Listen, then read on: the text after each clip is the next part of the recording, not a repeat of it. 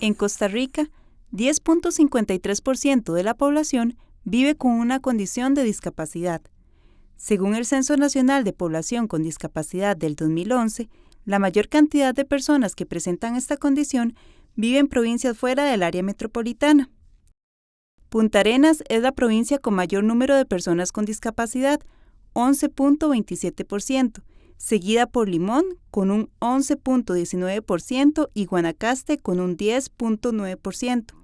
Desde su publicación en 1996, la Ley 7600 de Igualdad de Oportunidades para las Personas con Discapacidad promueve el desarrollo integral en igualdad de condiciones, de calidad, oportunidad, derechos y deberes que el resto de los habitantes.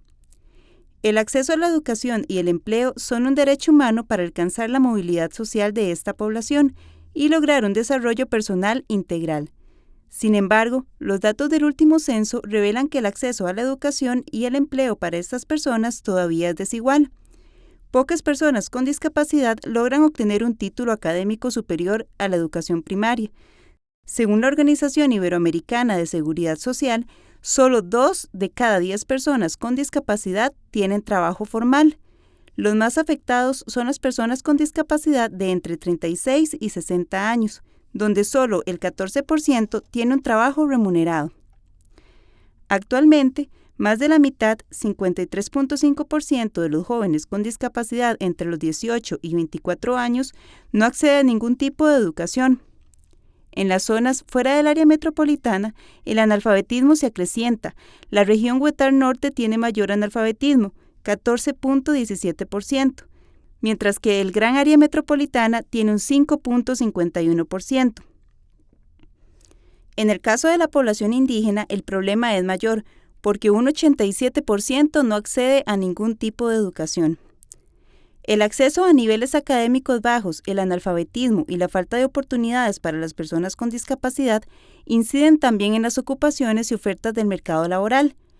El último censo reveló que la mayoría se dedican a las actividades agrícolas, 12.5%, comerciales, 11.58%, o administrativas, un 34%. Solamente 1.62% se dedican a actividades profesionales, científicas o técnicas. Implementación de acciones políticas que mejoren el acceso a la educación y visibilicen a la población con discapacidad son las demandas de esta población para el próximo gobierno. Recordemos que existen muchas personas con discapacidad que no pueden acceder con facilidad a los servicios y ofertas educativas fuera del gran área metropolitana. Vimos cifras alarmantes en la cápsula anterior. Sabemos que hasta ahora la pobreza y la desigualdad han estado muy vinculadas como un círculo vicioso. Una genera a la otra, ¿verdad? La pobreza genera discapacidad muchas veces y también tener una condición de discapacidad lleva a muchas familias a grados, ¿verdad?, de pobreza y pobreza extrema. ¿Qué podríamos decir que es como un paso clave que podríamos, ¿verdad?, recomendar de alguna manera al siguiente gobierno para que desde el Consejo de Rehabilitación se logre ir rompiendo ese círculo tan apegado, ¿verdad?, entre discapacidad y pobreza? Bueno, nuevamente muchas gracias por esta oportunidad, me parece importantísimo en el marco del proceso electoral poder compartir algunos de los criterios y planteamientos desde el Consejo Nacional de Rehabilitación. Aquí es fundamental hacer este análisis, ¿verdad? Es un análisis de desigualdad, de pobreza, de carencia de oportunidades y de falta de cumplimiento de las normas que ya tienen muchos años de haberse aprobado de haberse incorporado en el marco jurídico de este país y que responden a los derechos humanos de las personas con discapacidad. Efectivamente hay un vínculo muy estrecho entre pobreza y discapacidad. Muchas familias que han tenido sus trabajos, tanto el padre como la madre, ante la presencia de la discapacidad y la complejidad de la discapacidad, uno de los dos ha tenido que dejar de trabajar por la falta de apoyos, por la falta de servicios y por brindarle o atender las necesidades de esa persona con discapacidad que ingresa a esa familia. José, y también veíamos en la cápsula que inclusive ¿verdad? Son factores que se relacionan, que dan un resultado, ¿verdad? Que es muy claro. Si no me educo, difícilmente puedo acceder a un trabajo de calidad y esto genera que tenga menos ingresos. Además de lo que decía Catalina, de padres que deben dedicarse a cuidar a sus hijos con discapacidad y no pueden generar pues, una actividad económica que les remunere de alguna manera, ¿qué podríamos decir que también ha afectado esta situación y que ha hecho que la persona con discapacidad se empobrezca? Hay que entender que la situación de discriminación de la población con discapacidad y de exclusión de esta población es un fenómeno estructural, no depende de un único factor. La exclusión la exclusión que sufren las personas con discapacidad y sus familias, hay que entenderlo estructuralmente. La población con discapacidad no tiene acceso a la educación regular en general y sabemos que opciones educativas son las que le permiten la movilidad social a la población. La población con discapacidad apenas está terminando en un 50% ¿cómo se llama? Primaria, ¿verdad? No están terminando la secundaria y mucho menos accediendo a una educación superior. Esto sin tomar en cuenta la educación especial, que del Consejo la posición es que es una educación segregada, ¿verdad? Que por lo tanto no les faculta tampoco para poder ser competitivos en un mercado laboral que es voraz, ¿verdad? Que es muy complejo. Inclusive una persona que sale de cuarto ciclo de educación especial, su título no le sirve para entrar, por ejemplo, a la Universidad de Costa Rica o cualquier instituto de educación superior. Entonces eso le excluye además de otros tipos de posibilidades. Lo dijiste bien, o sea, la pobreza en la población con discapacidad es superior al nivel de pobreza promedio del país, anda cercano al 30%, según las investigaciones del propio INEC, en Encuesta Nacional de Hogares, cuando en la población general anda por el 20%. Entonces es una cuestión muy de fondo que hay que entrarle, ¿verdad? Que con políticas públicas universales, pero también específicas, ¿verdad? Desde las cuales el Consejo como institución rectora en discapacidad pues, está trabajando en este sentido. Sin embargo, se requiere una articulación nacional y un cumplimiento de la normativa, como decía Catalina, ¿verdad? Y precisamente hablando de ese cumplimiento de la normativa, tenemos leyes y bastante, por ejemplo, la Convención de Derechos Humanos, la Convención Internacional está bastante completa, no así la Ley 7600, pero sí tenemos bastante legislación, ¿verdad?, que ampara los derechos de las personas con discapacidad. De ahí al cumplimiento hay una brecha enorme, ¿verdad? Inclusive el Consejo de Rehabilitación nace como un ente más que todo consultor, ¿verdad?, y asesor. ¿Cómo podríamos decir al siguiente gobierno? Necesitamos reforzar también el Consejo para que tenga, ¿verdad?, sugerencias, más que sugerencias, pues cuestiones ya más vinculantes y que podamos exigir el cumplimiento de sus derechos, porque ahorita, aparte de las carencias legales que tengamos, las mismas leyes que tenemos aún no están siendo cumplidas. A mí me gusta mucho citar a Aquileo Echeverría, ¿verdad? En las concherías. Aquileo en una de sus concherías dice que la ley se estira y se encoge según a quién se le aplica. Eso pasa en todas partes, pero más en Costa Rica. Y resulta que con la población con discapacidad el incumplimiento de la normativa es asombroso. Un caso muy particular que a mí me llama mucho la atención es Japón. En Japón no han ratificado la convención.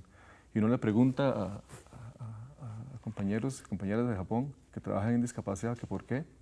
Dicen que ellos primero tienen que alinear y asegurarse que cuando aprueben la convención van a poder cumplirla. En Costa Rica pareciera que promulgamos leyes y aprobamos muchas leyes sin capacidad real para poderlas cumplir. La convención en realidad tutela muchísimos derechos de la población con discapacidad, sin embargo no se han logrado todavía hacer esas reformas institucionales y ese alineamiento institucional, inclusive el alineamiento de la normativa, para que se pueda realmente cumplir como tiene que cumplirse. Bueno, además hace falta mucho más que reforzar al ente rector, ¿verdad? Hay un proyecto de ley que en este momento viene a replantear algunas de las funciones de rectoría de ese ente rector, fundamentalmente investigación, que hay una carencia, ¿verdad?, de información específica sobre la situación de las personas con discapacidad que puedan justificar esas políticas públicas y esos cambios estructurales que tienen que hacerse. Pero además la creación de una unidad de fiscalización que ya hay un esfuerzo importante en la institución, pero que se está ratificando con este proyecto de ley. Pero además de reforzar la rectoría del ente rector en discapacidad, se requiere de poner la discapacidad y la situación de las personas con discapacidad en la agenda pública, en el Plan Nacional de Desarrollo, tomando en cuenta cuáles son los principales vacíos, las principales brechas, a dónde es que ha faltado atender esas necesidades, a dónde es que está la mayor carencia de servicios, a dónde están esas prioridades, en educación, en trabajo, en infraestructura pública, en accesibilidad en todas las dimensiones, ¿verdad? En el acceso a la tecnología, en el acceso a las comunicaciones, el acceso a la información. O sea, en realidad el rezago es muy grande y tenemos que aprovechar como país esta coyuntura a las puertas de un nuevo gobierno, a las puertas de un nuevo plan nacional de desarrollo. Y Catalina, que la población... nosotros como votantes y la gente que nos ve en la casa, ¿verdad?, que quiere elegir al partido que le ofrezca mejores condiciones a la población con discapacidad, ¿cómo podríamos decir cuáles son claves para yo elegir un voto, ejercer un voto más bien, ¿verdad?, crítico, pensando en, bueno, los dos partidos me dirán que van a apoyar a esta población, pero ¿qué debería yo buscar como medidas concretas, verdad? Porque, por ejemplo, pasa lo mismo que con las leyes, de repente el plan de gobierno es muy bonito, ¿verdad? Y suena muy inspirador, pero ¿cómo podríamos discernir cuáles son acciones que nosotros esperaríamos, acciones concretas que nos digan que sí vamos a ir de verdad por ese camino? Sí. ¿Qué debería hacer el siguiente gobierno o qué deberíamos nosotros exigirle al siguiente gobierno? Bueno, la población en general y las personas con discapacidad tendría que preguntarse, bueno, si el nuevo gobierno, si sus planteamientos, si sus propuestas, sus compromisos están considerando los derechos humanos, si tiene esa perspectiva de derechos humanos, si están considerando esa diversidad de estas necesidades y de estas prioridades, porque como vimos en la información, tenemos comunidades indígenas carentes de todo y tenemos en las áreas urbanas, ¿verdad?, necesidades también insatisfechas, pero de una manera muy desequilibrada con respecto a las comunidades rurales y las comunidades indígenas. Entonces tenemos una diversidad ahí de necesidades y prioridades y específicamente en ejes que son fundamentales para la calidad de vida, para el desarrollo de las personas, como es educación, salud y trabajo. Fundamentalmente. Hay otras áreas muy importantes, ¿verdad? Por ejemplo, como bien lo decían ustedes y se plantea en el video, educación. O sea, el gobierno que venga tiene que incorporar dentro de sus compromisos, sus metas, la educación inclusiva. Y aquí estamos hablando de calidad, de derechos humanos, de accesos y de apoyos. José, también de su parte, para cerrar, ¿cuál diría? Esa es la recomendación para los votantes. ¿Usted piense que un criterio de selección podría ser pensando en que de verdad la población con discapacidad vaya a ser atendida y no históricamente invisibilizada como hasta ahorita, ¿verdad? No tiene que ser un tema de campaña solo, bueno, de hecho no ha estado tan presente en la campaña, me parece, pero no tiene que ser un tema de campaña para jalar votos, tiene que ser un tema en el que haya realmente compromiso.